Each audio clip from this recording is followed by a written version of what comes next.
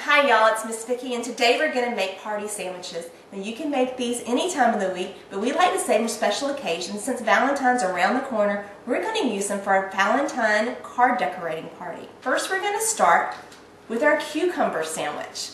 Now these are something that don't stay in my house very long, and I've never had any left over from a party, so hopefully you'll enjoy them just as much as all those I've made them for have. We're going to start with 3 nice sized cucumbers, an 8-ounce box of cream cheese, garlic powder, garlic salt, and dill. You can choose your kind of bread. We like to use white bread for this special little sandwich. It's a delicate sandwich.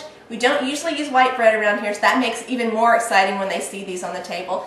So I would suggest white bread, but you're welcome to use any other kind of bread that you choose. Once you clean the cucumbers and dry those, we're going to peel them. After you peel them, then we're going to cut them lengthwise. Now you can find different ways to core out a cucumber, which is very important, but this is the way we're going to do today. We're going to make cucumber boats basically. The reason why is cucumbers are 95% water. If you don't get all the middle out and we don't drain these well, we're going to have one soggy mess instead of a delicious, delicate sandwich.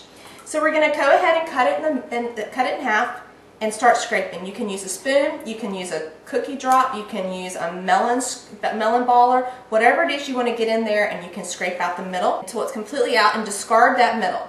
Once we've discarded the middle and we've got it nice and clean, we're going to go ahead and start chopping.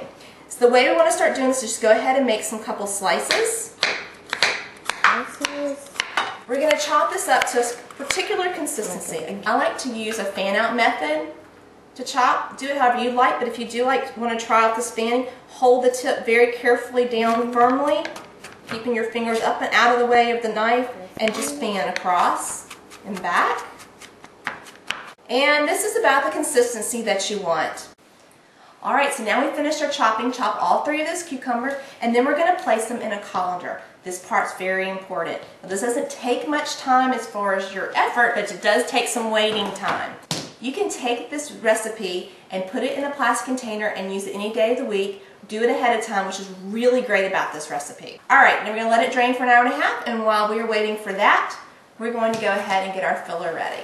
We're going to start with cream cheese, our 8-ounce cream cheese. We melt it in the microwave, 45 seconds. You're going to have to decide what it's going to take for yours, but you just want it soft so it's easy to stir. We're going to start with our cream cheese and put it in a nice microwavable bowl and stick it in the microwave for about 45 seconds. We just want it to soften up enough so that we can stir it, so we can get it nice. And we don't want it so it's runny, too hot, but you'll have to gauge on your microwave just enough so that you can see that you're getting it so it stirs real easily. And we're going to start adding in our garlic salt. I would love to give you an exact amount, but as any good cook will tell you, it takes your nose and taste to know exactly how to make a recipe perfect. And all yours, because some people like a little more salt, some like a little more garlic. And we're going to stir this good. I started the salt and the garlic first. And I don't like a lot of salt, but you do need some to bring out the flavors. And also, when you try this before you put the cucumbers in, keep in mind that cucumbers do take salt, just kind of like, almost like a potato does. So it may seem a little saltier before you put the cucumber in, but that cucumber will soak up a lot of that salt. And then it's the dill. The dill makes the cucumber a fresh, wonderful taste together. I like a lot of dill. I mean, a lot. Dill is a very delicate taste, and it does take a little bit more of it, I find, to bring out the flavor, so it's not overpowered by the cream cheese or the garlic. Now we gotta taste it. Perfect.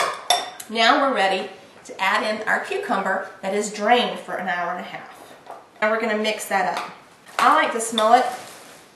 I can smell that garlic. You know what we need? Again, the dill. Remember I told you how it takes a lot of dill to get a lot of that flavor because it's so delicate to use and to spread and to hold a little bit better. If you stick it in the refrigerator, maybe 20-30 minutes just to give it a little chill, and it firms up just a little bit so it'll be real easy to smooth on to your bread. So now we put our cucumber mixture in the refrigerator about 20 minutes. This is nice and cool. Just kind of lets it congeal a little bit. And we're going to taste a nice little bit. Now it's not tricky, it's just, let me give you some helpful hints on this. If you're using a delicate bread like the white bread, which I suggest because I think this is more like a tea sandwich, something that's a little more delicate tasting, don't fill it too much. This is a very, again, delicate sandwich. Fabulous taste. All right, we're gonna put a thin layer. And you can see once you try this, why I suggest not cutting this too thin or too thick, but just make nice little dices. When we get that nice layer on there, we're going to top it up. Now you saw that I kind of spread it end to end. I'm kind of weird that way. Now I like to cut out shapes.